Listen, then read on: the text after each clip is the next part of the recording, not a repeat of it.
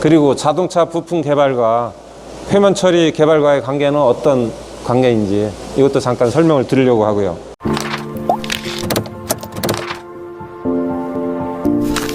그 다음에 또 중요한 건 자동차 부품 개발과 표면 처리 개발과의 관계는 그럼 어떤 거냐. 제가 HB 컨설팅이라는 회사를 차려놓고 보니까 인지 컨트롤스라는 회사에 있을 때 잠깐 표면 처리에 관련돼서 이게 큰 문제구나. 자동차 회사 대비 표면 처리 쪽에 제가 느꼈을 때는, 기계를 한 사람이 느꼈을 때는 조금 서플라이 체인상으로 밑에가 있구나.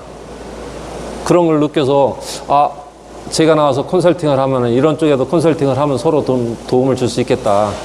제가 OEM에도 있었고 협력사에도 있었고 했는데, 그래서 나와서 보니까 표면 처리를 하는 것도 되게 중요한데 서플라이 체인으로 보면 제일 밑에 가 있다 보니까 이 표면 처리를 하는 사람들이 직접 부품을 설계하는 설계자들을 만나고 하는 것도 쉽지 않고, 그 제품이 어디에 들어가는지 어느 부품의 부속품인지 이런 걸 아는 것도 쉽지 않은 경우도 많고, 이러다 보니까 이 발전 속도가 기계 파트 쪽에 발전하는 것에 비해서 표면 처리 쪽이 좀 늦구나 하는 생각을 했어요.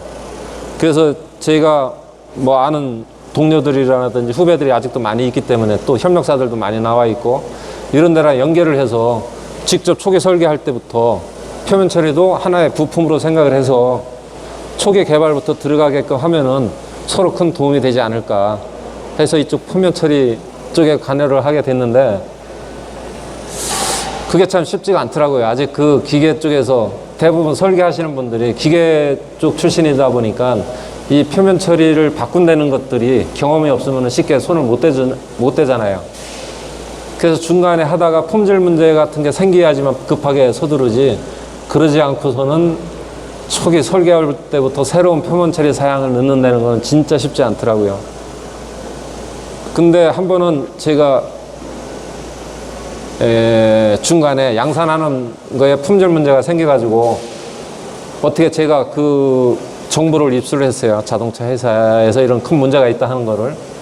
그래서 마침 그 담당 중역이 아는 후배라 연락을 해서 이런 문제가 있다고 들었는데 문제가 있냐 그랬더니 문제가 있습니다. 그래서 어떻게 개선을 하냐 그랬더니 일본 차를 벤치마킹 하다 보니까 그 부품이 이런 식으로 표면 처리가 바뀌어 있어서 우리도 바꾸려고 합니다. 그러면은 그 이유가 뭐고 좋은 조건이 뭔데, 효과가 뭔데 바꾸려고 하냐 그랬더니 그건 잘 모르겠고 아직 일단 일본의 큰 업체가 바꿔놨으니까 우리도 바꾸려고 합니다. 근데 그때 당시 제가 컨택하고 있던 그 표면 처리 약품 개발하는 회사에서 그런 기술 노하우들을 다 갖고 있더라고요. 그래서 그 자동차 회사의 후배 중역한테 내가 이쪽 회사에 있는데 그 기술들을 우리 회사가 다 알고 있어서 기술 설명을 한번 했으면 좋겠다 그랬더니만 되게 반기면서 협력사나 표면 처리 업체나 다 불러 모을 테니까 와서 발표 좀 해주십시오 해서 가서 우리 직원들이 설명을 했어요. 이런 장단점이 있어서 이런 거를 이런 때 이렇게 적용을 한다. 그랬더니 되게 반갑고 고마워하면서 그 표면 처리하는 업체한테 이 회사 제품을 좀 써서 같이 기술 개발을 해줬으면 좋겠다.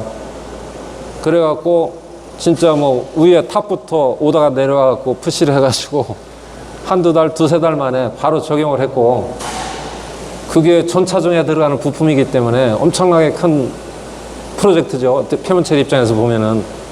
근데 그걸 한 2, 3개월 만에 양산을 들어갈 수 있게끔 돼가지고, 야, 진짜 품질 문제가 생기니까 이렇게 빨리 결정이 되는구나. 근데 신제품으로 할 때는 너무 시간이 걸리더라고요. 그 다음에 여러분들이 그 자동차의 개발 일정 이런 거를 아시는지는 모르겠는데, 보통 한 차가 나오려면 3년 내지 5년씩 걸리잖아요. 그래서 여러분들이 개발하는 부품들은 들어가게 되면은 바로 양산할 거라고 생각들을 하는데, 품질 문제가 있는 경우는 그쪽이 고객 쪽이 급하니까 바로 양산이 되겠지만, 실제적으로는 개발 프로세스로 가려면은 길게는 3년씩 걸릴 수도 있어요. 양산하는데 그렇게 오래 걸리니까. 그러면 우리는 부품 개발해서 시험도 하고 해갖고 바로 양산하기를 기대를 하고 있는데 3년, 5년씩 후에 가야 양산이 되니까 참 힘들죠. 그래서 제가 볼 때는 표면 처리도 여러분들이나 저나 같이 노력을 해서 그 초기 설계할 때부터 들어갈 수 있게끔 하면은 그렇게 해야 될 것 같아요. 제가 볼 때도.